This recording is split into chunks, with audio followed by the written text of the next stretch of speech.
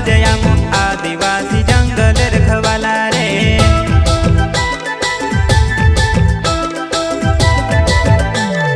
चल जंगल जमीन काज पूजे रे आदिवासी दुनिया ने रखवाला रे।